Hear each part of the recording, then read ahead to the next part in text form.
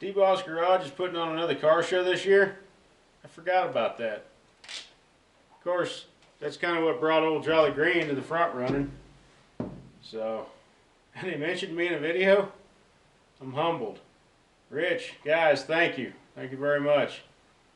Unfortunately, I kind of got a confession to make. One of the reasons I bought the van trailer was I'm packing up and I got to move. So as much as it breaks my heart to leave the state of Wyoming, I love Wyoming, I love where I live, I don't own the land I sit on. And this is kind of the culmination of about a year, almost a year and a half's worth of heartache.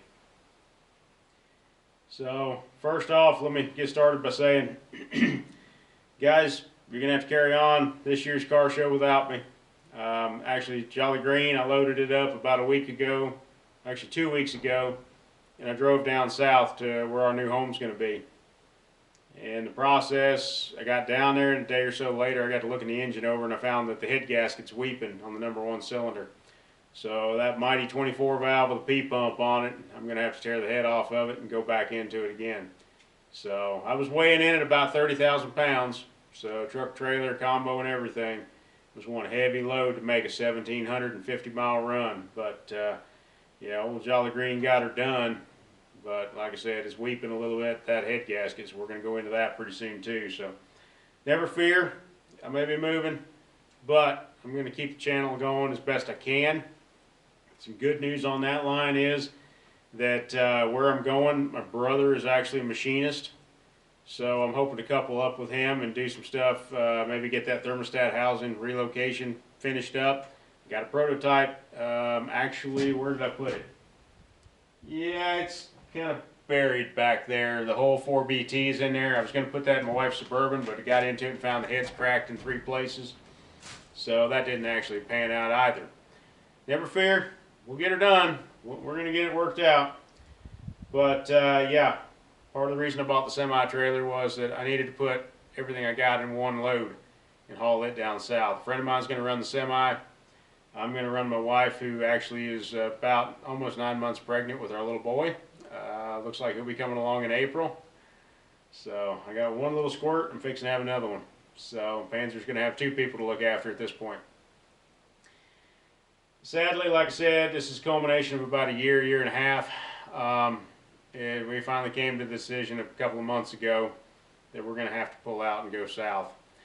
Some of you guys know that in the channel update I put up on the 4th of July, my mom had 3 strokes last year. Mostly during the summertime. They crossed from the left side of her body to the right side of her body. And if you got any medical experience, I used to be an EMT myself, and that usually is a sign that things are going to get nasty in the near future.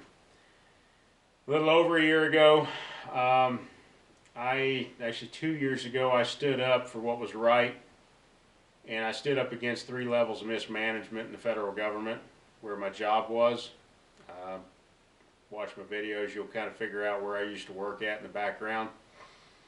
And I was shown the door. So the lawsuit with that has been going for a long time. I don't want my job back. Yes, I used to be a federal ranger for one of the federal agencies. I'll insert a picture here. But like I said, that particular wrongful termination and whistleblower discrimination has been going on for 2 years, and it's gotten quite costly. I don't own the land I sit on. The time to expand that land and expand that operation, the bed and breakfast and all, was 3 years ago. It's not now. I don't have the funds to go forward with an expansion, rooms, RV pads, etc. And the man that I lease from, I don't think would be really in tune with it either. So between that and good news is I've been offered a job down south. There's a private Christian school down there that is actually placing a high emphasis on what I do naturally. I work on engines, I do carpentry work, I remodel. They want us, myself and my wife, to join their team down there because they want to put in a trades department. The trades department will basically be me instructing these kids to do what I already do. Excavation, minor electrical, minor plumbing, they want to give these kids out of high school a taste of going into the trades if they want to go into the trades. But every kid, boy or girl, needs to know how to basically take a receptacle out of the wall and change out the receptacle. Every kid needs to know how to unstop a drain, how to remodel their bathroom if they so choose to. The knowledge and the skills are there. We just got to refine it. My wife, they're offering her a position with horticulture, which is, she's actually got a horticulture degree, and they want her to work in the horticulture department to basically get these kids to where they can take it from seed in the ground to the table.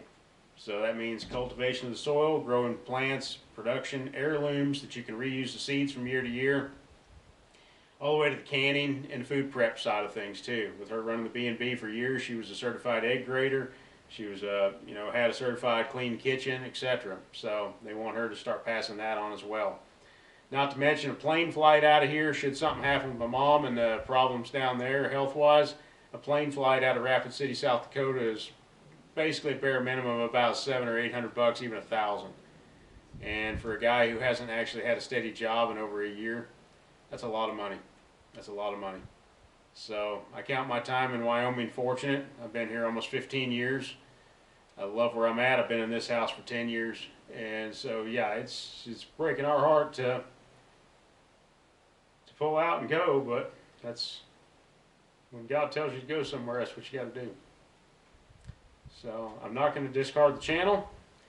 I'll keep it going, even though I find it quite ironic that it's Rough Cut Ranch, and it's going to kind of end up being like Rough Cut Ranchette.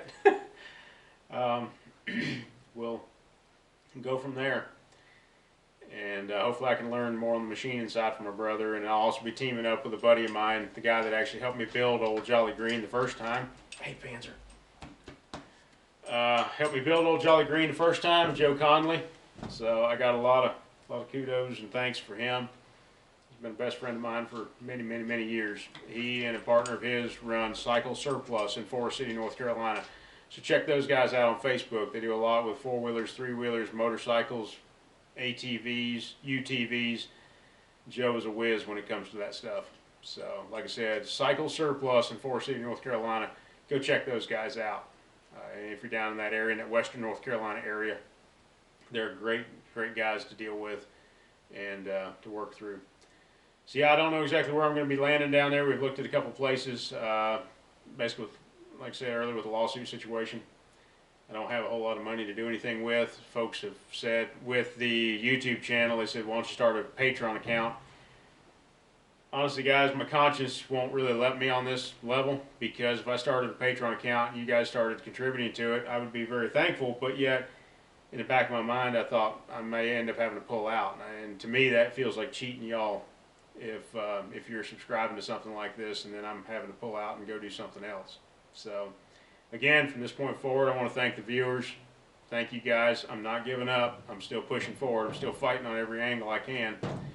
But we are going to have to relocate to a new location, so it's going to be a little rocky for a while. Hopefully I can get a hold of a shop building that I can do this and teach at the school as well. So I'll be fostering a whole new generation of self-sufficient and think outside the box kind of people. So again, as far as the Deboss Garage Car Show goes, you guys are going to have to tough it out without me this year, but we'll see what we can put up and go for from there. Little plug here, if you want the wrecker, or you want the wrecker crane truck, or you want the dozer, sadly I'm going to have to sell those here. So phone number's on the side of the door, give me a call. And we'll see what lucky soul ends up with both of those. So thanks for watching. Sorry you're going to have to tough the car show out without me this year. Might give some of you other guys a chance to move forward. And we'll keep you informed on the new location and where we end up at. So in the meantime, I got about 10 pounds worth of stuff to put in a 5-pound sack, so I better get back to it. Thanks y'all. Take care.